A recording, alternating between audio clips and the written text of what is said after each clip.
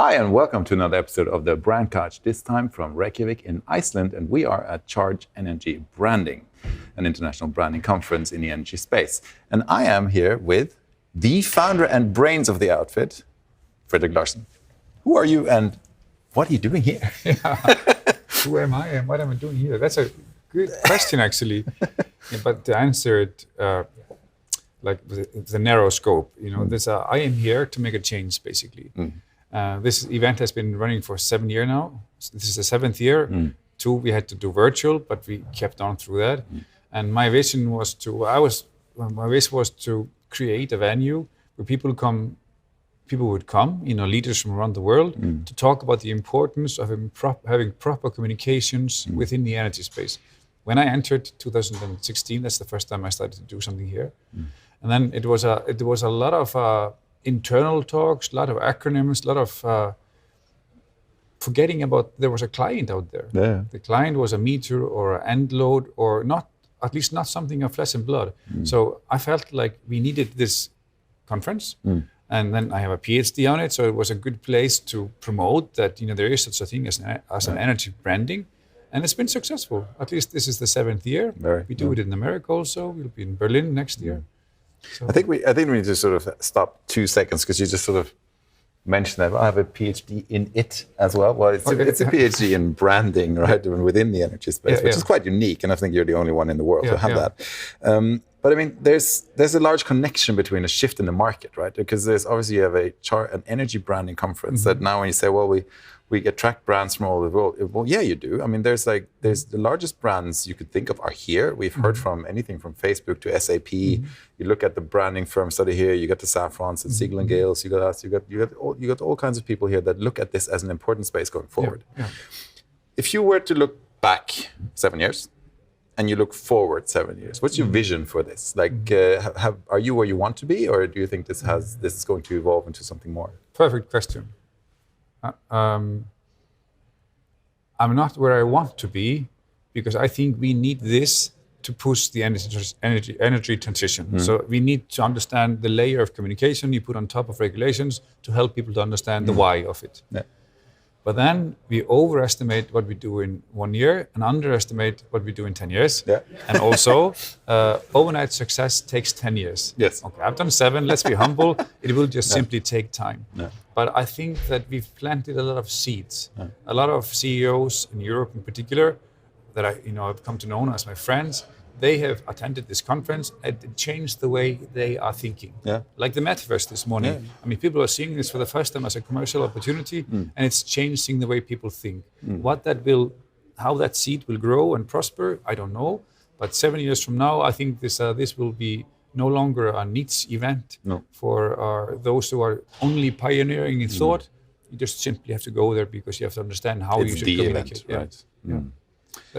I think 7 years is quite fair that we will be there then. Yeah, for sure. I think so. And it's going the right direction. You've survived the pandemic. That's not necessarily normal. But okay. So if you look at the changes, like we're all sort of brand nerds, right? We like to talk about strategic important branding, and I think everybody's heard the brands on the logo spiel, right? Which we unfortunately still have to talk about, right? But like, how do you see that now? If you look at the energy market in particular, is there a larger understanding? Is there a shift in mindset in leadership? Do you see that the importance of brand becomes more relevant on a strategic level? What are your thoughts? Yeah, absolutely. And it was going that way anyway. But now, the necessity of the energy crisis has taught a lot of companies to think differently. So they have to. They understand now there is more need to understand the client even more and their pain points and how to address it. And that's coming out of COVID. And before COVID, you would, like, especially in America, in those unregulated states where there's monopolies, the American companies just simply like to hide behind the regulator. So they don't want to stick the neck out, they just want to make money on the back end. But they don't really want to think too much about the client out there. But in COVID, there is a person of flesh and blood. So they are hiring healthcare professionals who are communicating, and now they've learned that it's okay to talk to people. They are fine, they're providing good service, So let's talk about that. So they're not hiding behind closed door, more or less. So there's a movement of energy companies to be more transparent and unafraid just to show their insights. Because at the end of the day, show the brand, really, right? Show the brand, and who they are and what they are doing. Because a good brand is transparent and honest, basically. Nice segue, because you're not just an event brand professor, no, right? No. You have a consultancy that does branding in Iceland, mostly, and internationally as well. You also have created a measuring, I call it a platform, if I may, called Brander, which is this Norwegian little side word, but it's about the measurability of brand development, right? And I think there's some maybe final words really on this, like where do you see the relevance? Because when we talk about brand, we get very fast pushed into the emotional, philosophical part of the business, which it's not. It's value, right? So, and you sort of have started to create a tool that measures that. This actually also dates back to the PhD. So when I was writing the PhD, I collected data around Europe. My goal was to understand how should an energy company communicate. What should they say, what should they not say, and how to stop greenwashing and be authentic and all of the rest of it. And I was always looking for models to base my work on. As an academic, you build on shoulders of giants. You just create your small puzzle in the academic big puzzle. But I couldn't find those models, which was intriguing. So you created yourself. Yes. Well, I found, people are doing research, obviously. They're doing brand tracking, they're using brand hierarchies, brand personalities, a lot of stuff. But then they're also using something that is not related to brand measurements, like NPS and customer service. So it's like using the wrong instrument. If you wanna fix a screw in the wall, you use a screwdriver. You don't use a hammer. So I found it interesting that this tool just wasn't out there. So that's what I created. It's the Brander Index. And actually it measures positioning, which is a constant in what you do. And the long-term effort, right? It started in energy here. We've been using it for 6 years here. We have 3 million data points from around the world, basically. But now we created a great generic tool out of it. So in this, our small country, we have all the banks, insurance companies, telecoms, and 150 companies.